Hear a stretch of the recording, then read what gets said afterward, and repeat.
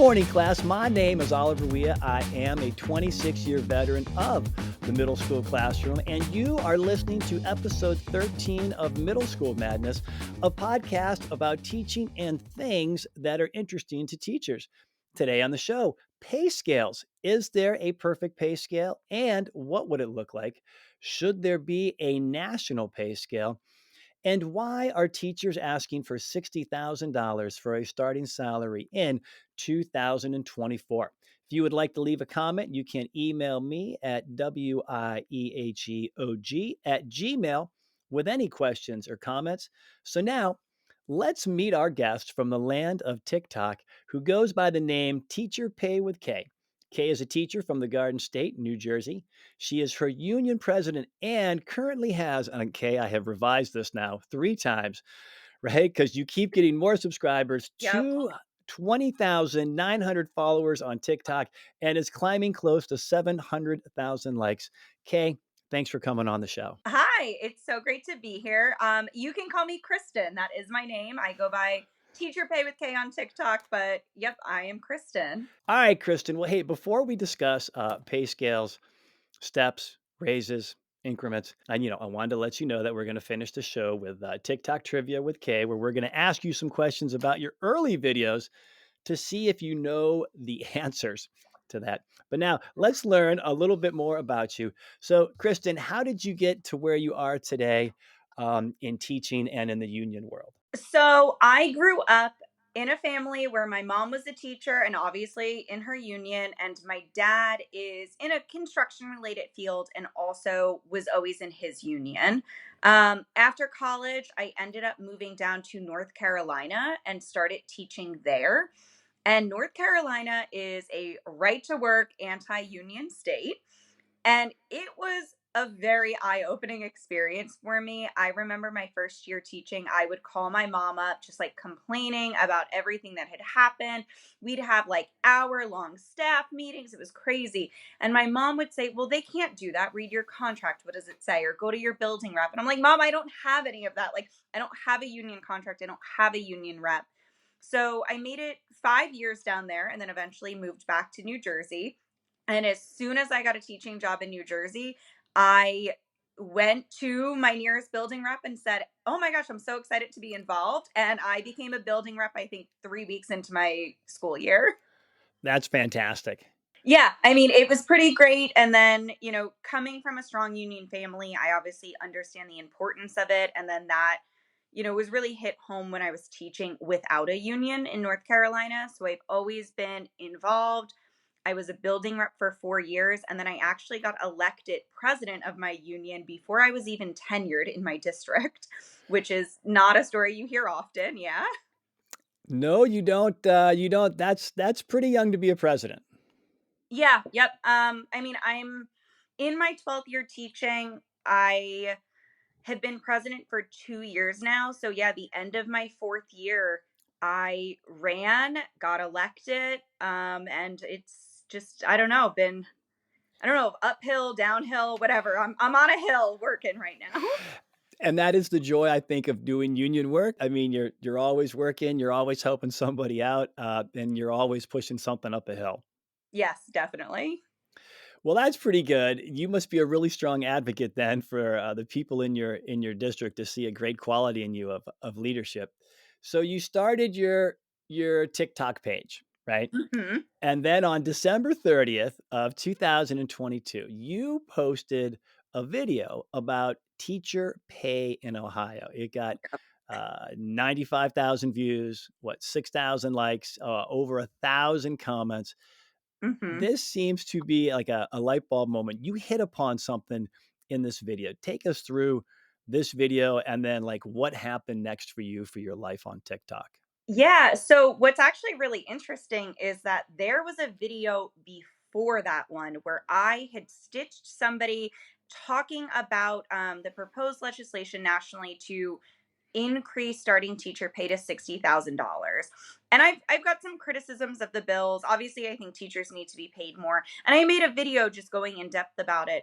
And somebody commented on that video saying teachers already make too much money.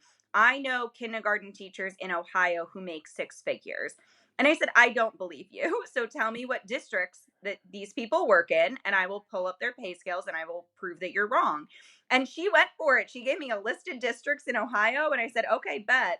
And I made a video about it. And that just really took off. Like you said, it had so many views. I mean, up until that point, I had made videos before, but nothing of like real substance. So this was my first foray into making like a really critical, really in-depth video, and it did very well. And from there, I just kept going. It was winter break, so I had time. I was like, let's just keep making TikToks. Um, and it really just showed me that there are a lot of people out there who are, one, misinformed about teacher pay. And also, two, there was a big community of teachers on TikTok who wanted to see someone advocating for better pay and better working conditions. And I took that and I ran with it from a union perspective. I tell people all the time, I'm not a typical teacher TikToker. I am more so a union TikToker who just happens to be a teacher. But that's the lens that I talk about things in, from that union perspective. And that's a great way of putting it because you are advocating for teacher pay in your TikToks. And as TikTok is, I think I clicked on one, and then the next day it sent me another one, and then another one. But I like that, you were going through different states talking about what they earned. It was shocking that in some states that weren't unionized, even if they did have a pay scale, as you would point out, you would have to be there 14 years or longer, or maybe it was like 17 to get Hmm. anywhere close to the top of the pay scale, Yeah. which is crazy.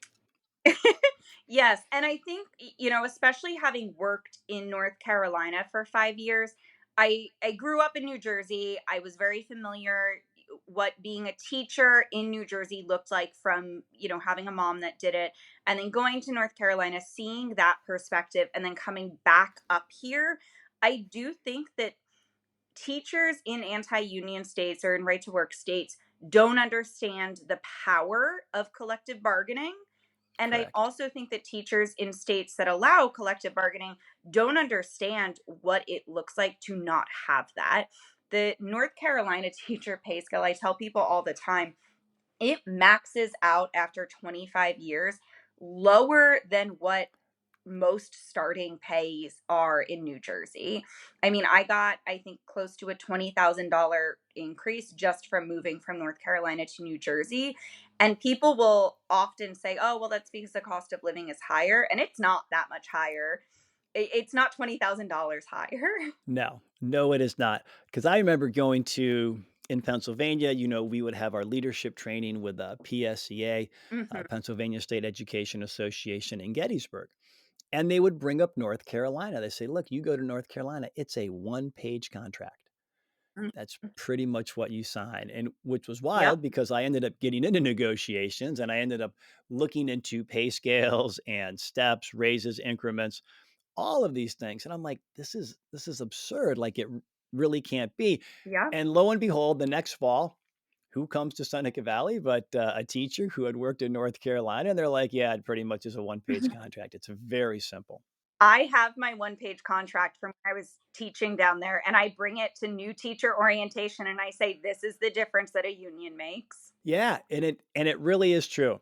When people ask you what a union does for you, it does quite a lot and in ways you don't Mhm. know. And what's great is that you got involved. Once you get involved, you then begin to see all that goes into a union, goes to working it. I mean, collective bargaining, knowing that in the district that I teach in, I can get together with other union leaders in a, 5 county radius here in Western PA and talk about how their bargaining is going, how their pay scales are structured is enormous. I mean, it is so helpful to Mhm. see what other people have so you can help construct things. Which brings us to, is there a perfect pay scale out there? And I joked today with somebody, when you wear the title as I do of lead negotiator, people are always asking about certain things. And Mhm. somebody wanted to know like what we might do if you would trade one thing out for another. And the thing they wanted to trade was really big. I said, oh, I would trade that for a two-step pay scale where, starting salary is 60,000 and Mm-hmm. step number 2 would be 110. Right? So, Yep. what to you is a perfect pay scale, and what would that pay scale look like? Oh, so I mean, that's funny that you say that because in New Jersey, NJEA jokes that the perfect pay scale is a one-step pay scale. Um, Obviously, I think we're very far from that. But I think what I have found is that there's a difference between what I think a perfect pay scale is based on whether or not you have the ability to collectively bargain. In states where your union is sitting down to bargain the contract, I think it's obviously the fewer steps, the better, the more columns, the better, so that you've got that lateral movement. I love to see the pay scales where it's like BA plus 12, BA plus 24, BA plus 30, MA plus 12, and just goes on forever. And then the fewer steps so that you're reaching that top step as fast as possible and maxing out your pay there. But then I look at these pay scales in states that don't allow collective bargaining, and those teachers are often in my comments making really good points. If we don't have a 25-step pay scale, then we're not getting raises. And that's because their pay and their raises are determined by the state legislature. Where if you end up in a span of a couple years with a really conservative legislature and governor, you're not guaranteed to get an increase in that pay scale, although you do typically then keep moving up the pay scale. So I think that plays, I think there's a lot more nuance to it that way. Whereas looking at it obviously from a union perspective and like having just negotiated my first contract last year, I'm like, oh yeah, fewer pay, fewer steps the better, more columns the better, and like let's call it a day. And this is one of the things that I think about because I don't, it's like any craft out there, which makes me think, the craft guild Hmm. model. You've taught 12 years, I am 4 weeks away from completion of year number 27. Wow. How many years? This is like the Tootsie Pop question. How many years until a teacher has mastered their craft and they're at the top of the pay Hmm. scale? Oh gosh, that's a hard one. I think that sweet number is somewhere around year 10, maybe earlier. I think it depends if you get moved around a lot, if you're constantly relearning curriculums or grade levels, but I think somewhere in that like 7 to 10 year range is when you're really starting to like master the craft of teaching. How many steps do you guys have for your pay scale? Oh, we have 18. 18. Okay. Yeah, we're sitting on 17, Yeah. right? We've been sitting there for a while. When I started, I want to say it was as high as 22 because they had a Oh bad wow. contract in there, and we have whittled it down to 17, which is really nice. Between that 10 and 15, like that's where Hmm. you're in there. I would love to see it. The one step pay scale or two steps would be hysterical to me. That would Yeah. be a good joke. You know, should we have a national pay scale, right? I mean, I know we've got a lot of public schools from coast to coast. We keep talking about, we're in these nice unionized states. We've got these nice pay scales. And I always want, it's the union guy in me, right? And I think sometimes we get yelled at for this, right? People think you have this and all they want to do is take it away. Where I think the question is people should be asking, how do I get that? Yes. Which had that thought in my head was, well, how do we get, or, should there be a national pay scale, even if it is something like a wish list, somewhere somebody in government land says, all right, well, here's what we think these 15 steps should be for all public schools. What do you think?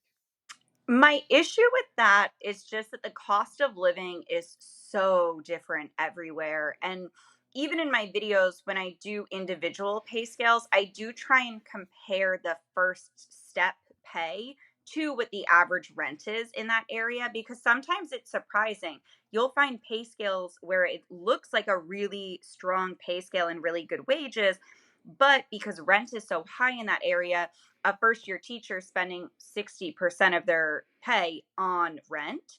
And I live on the Jersey Shore, so it's a very high cost of living area. And my experience in North Carolina, they have a statewide pay scale, and then each county is allowed to give a supplement. So what happens is the wealthier counties can offer a higher supplement, and then they attract more teachers there. So now you've just got that cyclical issue where the wealthier counties get more teachers, or maybe higher quality teachers, more experience, and then the rural counties, which I was teaching in a rural county in North Carolina, our supplement was very low, if not non existent some years. And it's hard to recruit and retain teachers. So then those rural schools end up suffering as well. So I don't know. I think I would push back on a national pay scale, but I would love to see some sort of like nationally regulated starting salary. Well, let me ask you this. Would it be better? This is the old teacher conundrum because we are paid by the wealth of our district, Mm-hmm. just by the property taxes. This is hallway conversation. Should districts just collectively or states just collectively have a big pool that could then be shared evenly, as in like the distribution of money across the states? So, as in, like you said, why should a wealthier district always attract and people outside always attract, but they can't ever generate any money? Would you see the benefit maybe in, like you said, everybody kind of pays in and then it's just distributed out amongst the districts? Yes, but I think it depends on how well that is executed. I will say that is a hot button issue for me right now because we are currently going through some school funding issues in New Jersey. 140 districts are losing funding from the state this year, and they've got, yes, and it sounds crazy, and the rest of the state is celebrating that schools are finally being fully funded according to the state legislation that we have surrounding it.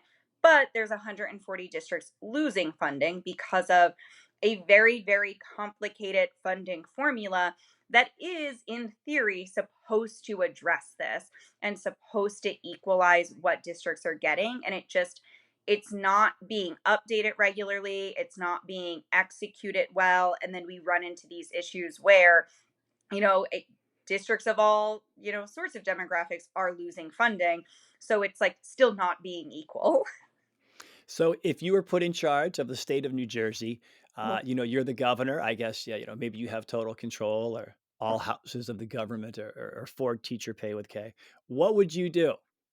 Oh, I would have more taxes. I want a millionaire's tax. I want higher marginal tax rates. And then we are going to use that tax funding to fully fund public schools. I don't think it should be tied to property values at all, but then the money has to come from somewhere. And I think it should come from the wealthiest people. The union must love you. They Yeah. must love having you there. They must love having you. Great answer. Yeah, it is. It is a recipe. I am always amazed. Public education, I keep thinking, eventually is going to get the recipe correct. Like I love a good Toll House cookie. That recipe is never Hmm. going to change. If we could only apply Toll House cookies to somehow funding, um, public schools, that would be great, right? You Yep. always know you're going to use one stick of butter, whatever that is. Use it. It's funded, but we keep changing the recipe for public ed and funding. And like you said, I don't know if it gets any better or any worse. It's always a conundrum. Yes. So you're a starting teacher. The latest thing now is $60,000 for a starting salary. I think of in the fall of 2024. Why are we advocating for a $60,000 starting salary for teachers? I think, first and foremost, it's just like a very nice round number. It's very easy to pitch a $60,000 starting salary. And I do know that there have been, a number of different pieces of legislation introduced at the federal level calling for that. I do think that $60,000 is a benchmark. I think, there are states like New Jersey right now where a lot of districts already are offering $60,000 starting pay. And there are some districts that are now at $70,000 starting pay. So again, it like obviously depends on what part of the country you're in, because $60,000 might not be enough money everywhere. But I do think it is enough money across most of the country, and especially in the states that don't allow collective bargaining, that to start at $60,000 would be, I mean, life changing for some of these teachers. There's pay scales around the country that don't even reach $60,000. But I think that's where my criticism of the proposed legislation comes in, because it often takes the form of unfunded or partially funded, suggestions, not even mandates. So what we see is one of two things happening. I think Arkansas is a prime example. They have their Learn Act that raised starting pay to $50,000. It was not fully funded. So now districts are kind of on the hook to figure out where they're going to get enough money to pay all of the starting teachers $50,000. And what we see in a lot of districts then is that they might raise starting pay or the first, 3 years of pay, and then aren't reflecting the veteran teacher pay along with it. That's very common in Florida as well. So now you've got teachers with 10 or 15 years experience who are only making maybe $500 or $1,000 more than a brand new first year teacher, and that's not good for your recruitment of these veteran teachers. And in this day and age, we need to do everything we can to keep our veteran teachers in the classroom.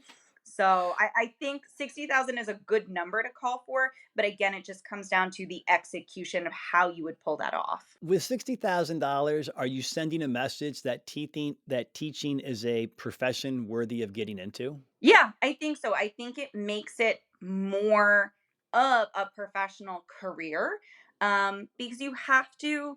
A lot of people in my TikToks like to try and compare the teacher salaries I'm talking about to what the average, salary is in the country or in the state.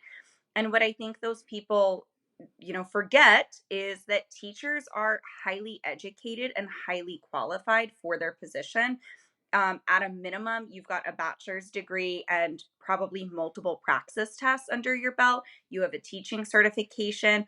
A lot of states either require or strongly suggest a master's degree. So you have to be comparing teacher pay to other professions that require a bachelor's, a master's, and multiple other certifications. And I would add on to that, one of the things, and I haven't really seen a lot of research, is what is the, debt ratio that you're coming out of college with to be a teacher? Mhm. If you're coming out with a lot of debt and, teachers pay is only going to offer you 40,000, say you've got 80,000 in debt, chances are you may not want to become a teacher. Exactly. And I think that's why we're seeing record low enrollment at our teacher preparation programs across the country, because, kids in high school and college can do that quick math and say, well, if I'm only going to make 40 or 50,000 and I've got to pay for 4 years of college, it's not worth it to be a teacher. I'll go do something else. And that's so true. Like you could, there's a lot of other professions that aren't, I would say, may not be as dynamic and entertaining as teaching, Hmm. but will probably offer a quieter workspace where you can Yeah. think and get one or two things done in a day, where teaching is the exact opposite of that. Yep. I, Yeah. I also want to touch upon, I did like that you said, it's a crazy balance though. You've gotta have a nice starting salary, but you've also then have to balance it out with a nice, Hmm. like you said, veteran salary at the end. If you had to select like a veteran salary that say after, 25 years, every teacher should be making, insert that number. I mean, so I might be skewed because again, I'm in New Jersey and I'm in a high cost of living area in New Jersey, but I think it should be at least 100,000, if not more so. I mean, I would even go as far as saying after 20, 25 years in the profession, you should be making probably closer to 125,000. I 100% agree. If anybody wants to come sit in a middle school classroom in the month of May with me, to see what we go through, what we witness, how we tolerate it, how we Mhm. are the black belt ninjas of I don't know, deflect and humor. Yes, then 125 for teaching middle schoolers in the month of May sounds like a really good idea.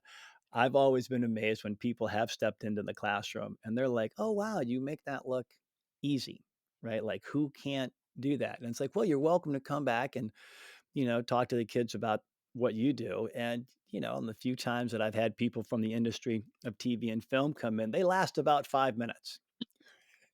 Yep, I'm then they sure, then especially in then middle they run school. out of it, or they're just, like, wow, these kids are really squirrely. How do you get their attention? And it's like, yeah, it is a skill, it is a craft you got to have.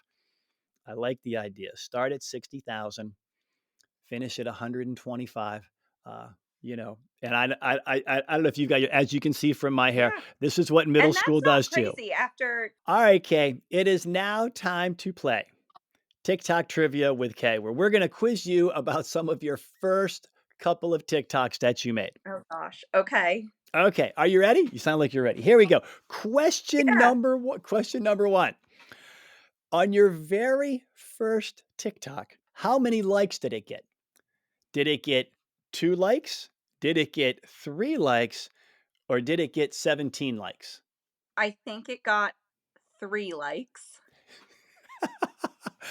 Yes, and the correct answer is it got 3 likes. Do you even remember what that Ooh. video was about?